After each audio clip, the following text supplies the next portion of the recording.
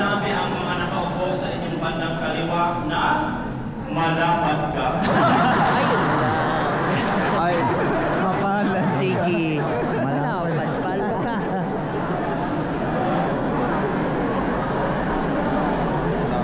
Bakit malapad? Dahil malapad ang biyaya ng Diyos.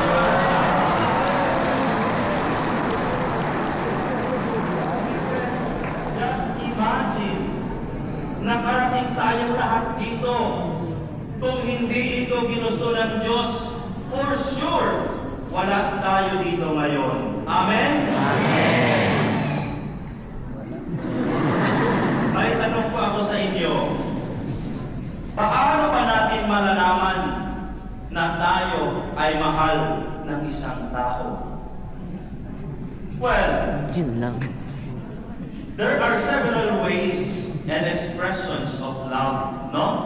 At isa na po dito ay ang pagbibigay ng something special to the person. Siguro yung pagbibigay ng bulaklak, no? Pagbibigay ng singsing, pagbibigay ng chocolates, no? Something sweet, at marami pang iba. Sino na ang nakaranas dito? Walang nakaranas? Sinungaling ka rin. Alam niyo po, may isang kwento, no? ng mag-asawa. Kaya lang, si lalaki ay palaging lasing. No? Sino ang palaging lasing dito? Nahihiya silang magtaas ng kamay. Okay lang yan, anggap namin kayo, okay? Ang lalaki ay palaging lasing. Umuuwi sa bahay, madaling araw na dahil galing sa inuman. Kaya palaging galit ang kanyang asawa. Sino ba naman hindi magagalit? Asawa mo, palaging lasing, no? Kaya one time, itong si lalaki umuwi sa kanilang bahay. Eh, siyempre nakalak yung pinto. Ayaw buksan ang asawa dahil galit ang asawa. Pero itong lalaki ay maniskarte. Sabi niya, "Honey, buksan mo ang pinto.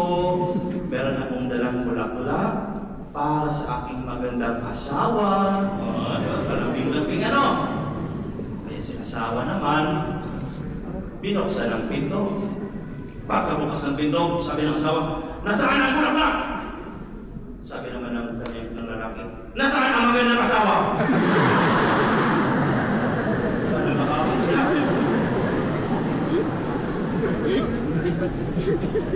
So mga kapatid, minsan may mga sorpresa sa buhay natin, ano? Minsan nasusurpresa tayo sa mga regalo. Pero ewan ko kung totoo, no, ang kanilang pagbibigay ng regalo o hanggang sa pakitang tao lang, no? Pero ngayon po, sa mga nandito ngayon, sino po sa inyo ang nakatanggap na ng regalo ngayong Pasko? Pakitaas po ng kamay. Marami na dito banda, parang wala pa. Naghihintay pa rin kayo ng regalo? Wala tayo dito. Wala dito. Okay? Siguro po, yung mga nakatanggap na ng regalo, binuksan na ninyo ang inyong mga regalo. Nagbukas na ba kayo ng mga regalo? Yes. Pero yung iba sa atin, hindi pa nagbukas ng regalo. Alam niyo kung bakit? Dahil nga wala pang nagbigay. Anong bukasan mo pa ang nagbigay, no? So, imposible yun. Pero yung iba sa atin, may mga tao ayaw mo nang magbukas ng regalo dahil gusto nila yung may thrill na gusto ko masorpresa sa aking natanggap. Kaya talagang pipilitin kong buksan na lang yung regalo sa bagong taon para makita ko kung anong nilalagay. Kaya lang, kapag binuksan mo na, talagang may surprise na kasi yung iba mahilig sa element of surprise. Pagbukas, ang laman pala ng regalo ay towel, tabo, sukulay, yung mga ganun bagay, no? So, kapag ikaw ang nakatanggap, anong mangyayari sa'yo? Hindi mo alam kung magpapasalamat ka sa taong nagbigay, kung magagalit ka, o susubukin mo, kung anong gawin mo, no? Well, anyway, surprise, no? Yan ang minsan ay gusto natin, inaasam-asam natin, kasi nga may thrill. Isang kwento na naman. Okay? May isang kwento ng isang husband na para simba. Ito naman mabait na husband. Kanina, lasinggero. Ito naman mabait. Ang asawa naman ang hindi pa nasimba.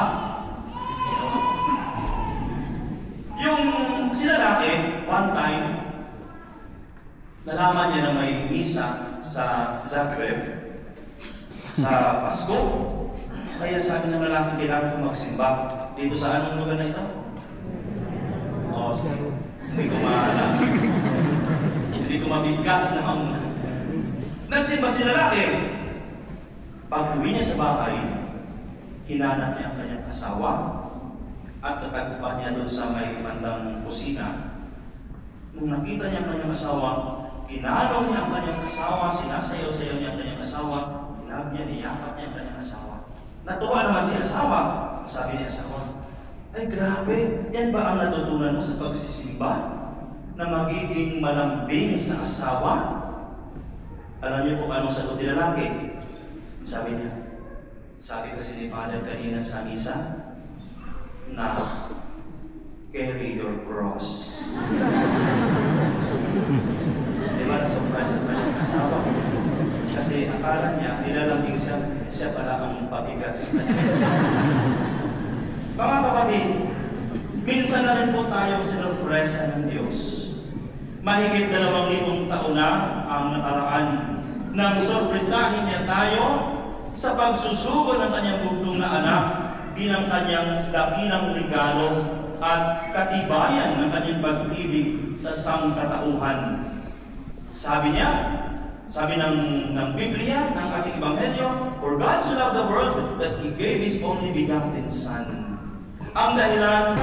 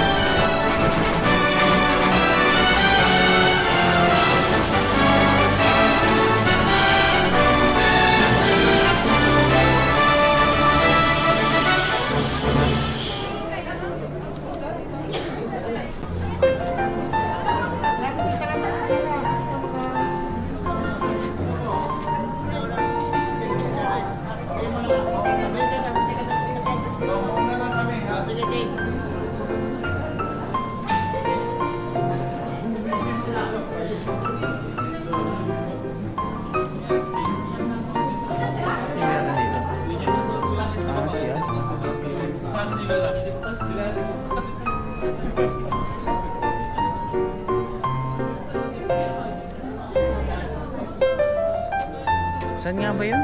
Sa saan? Oh, parang yun, diba? Kay Ramil? Hindi ko na maalala. Saan ba tayo pupunta? Okay na tayo? Oo, ang gago. Hindi tayo kita daan kila na? Ano kala JP?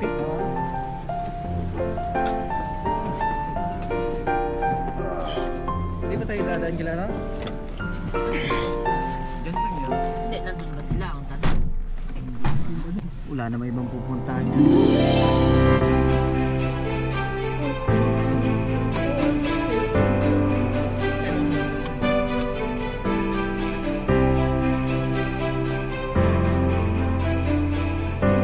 Daan ba tayo? Ano? Ano?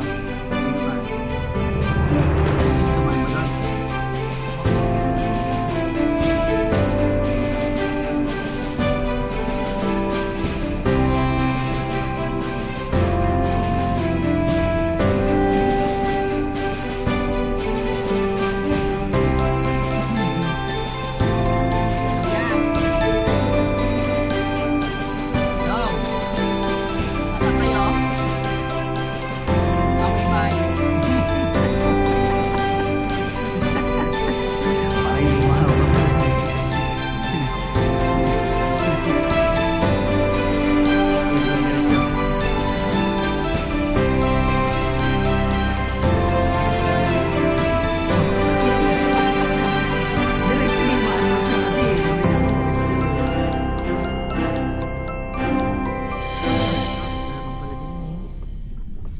Wala pala tayong nalalabasan mo.